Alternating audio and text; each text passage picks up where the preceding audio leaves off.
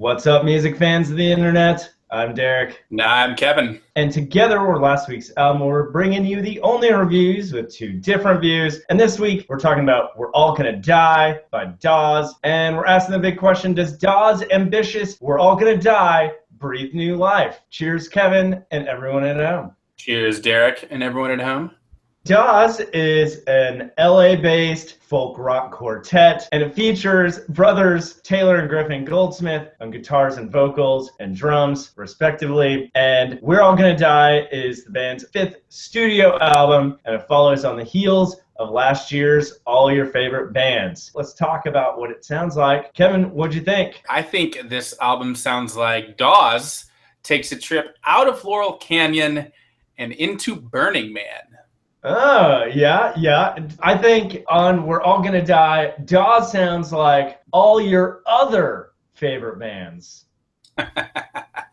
Well played. So let's talk about some highlights. Kevin, what'd you have? Sure. First up, I think that they find a variety of ways to sort of fun things up this time around. The bass lines on One of Us, the sultry cooing on Roll Tide, the twinkling piano and horns on As If by Design. They bring in all these sort of not necessarily new instruments, some of them are though, for them, sort of new approaches and a little bit different balance of instruments in the sort of arrangement of the tracks. And I think all that gives this sort of new energy and slightly new sound to the record. Yeah, I think you could potentially go a step further and say new sounds, kind of R&B flair on We're All Gonna Die, which also features some strings, so just kind of interesting contrast there. The reggae jam, Picture of a Man. Yeah, really similar highlight, just a variety of sounds, and I think you're totally right. Makes it fun. Also, I think it makes the record feel much more live. If you've seen these guys play, they have a ton of fun on stage, but if you've only heard them on a record, they don't sound like that much fun. They sound very thoughtful and heady and contemplative. And I like that this album feels more fun because it gives you a flavor of what seeing them live is like. And they've captured that really well. That's interesting because my next highlight is the contemplativeness that often shines through in their albums. But what highlights me was the lyrics.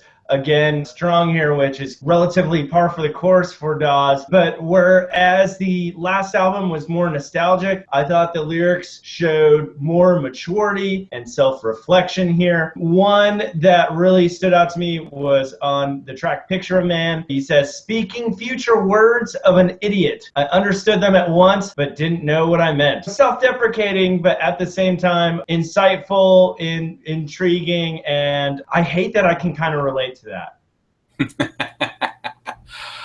Can't we all? So those were some highlights. Let's talk about some lowlights. Kevin, what'd you have? Sure, I have one, and I don't know, it's maybe a medium gripe. I think that this album doesn't feel as epic as some of their past work. It feels faster and looser and funner, and I think it shows a bit in the lyrics and the arrangement and the songwriting a little bit. It feels like they took a new approach to writing and recording an album. That's probably a good thing, that you can feel it on the album. Yeah, like I said, it just doesn't feel as big as some of their past. I had similar thoughts, although it didn't even rise to quarter to half a gripe. So someone once told me the Beatles' White Album was like the Beatles trying to write songs in all these different genres, almost as like a challenge. At times, this album almost felt to me like Dawes was just like, we're just going to do songs from different genres. It is ambitious, and I don't know if they did that, but I feel like in trying to do so could come at the expense of some of the arrangements and more nuanced songwriting aspects that we've typically grown accustomed from Dawes. Yeah,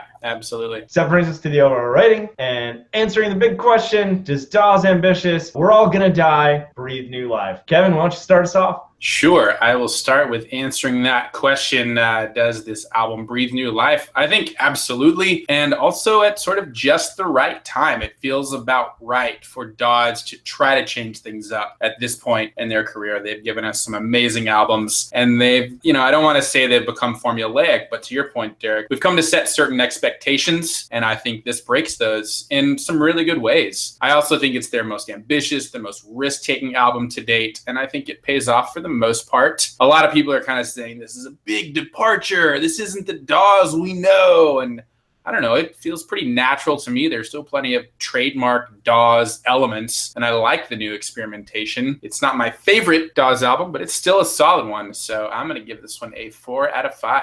I think we're going to agree for the most part here. To answer the big question, I totally agree. I think it does breathe new life. It's not a departure. It's just them really pushing the creative envelope for themselves. I think it's good for them to go outside those boundaries, color outside the lines, if you will. Yeah, I hate to agree with you again. Yeah, maybe not my favorite Dawes album, but maybe this exercise of even breaking their previous creative boundaries will only set the stage for what is to come, which that may turn into our favorite Dawes album. So before then, I'm also going to agree with you on the overall rating, giving this one a 4 out of 5. So with Kevin's, that's a combined 8 out of 10. So go check out We're All Gonna Die by Dawes. Don't forget to tell us what you thought. Thanks again for joining us here at last week's album. Don't forget to subscribe here on the YouTube or on the podcast. And as always, I'm Derek. And I'm Kevin.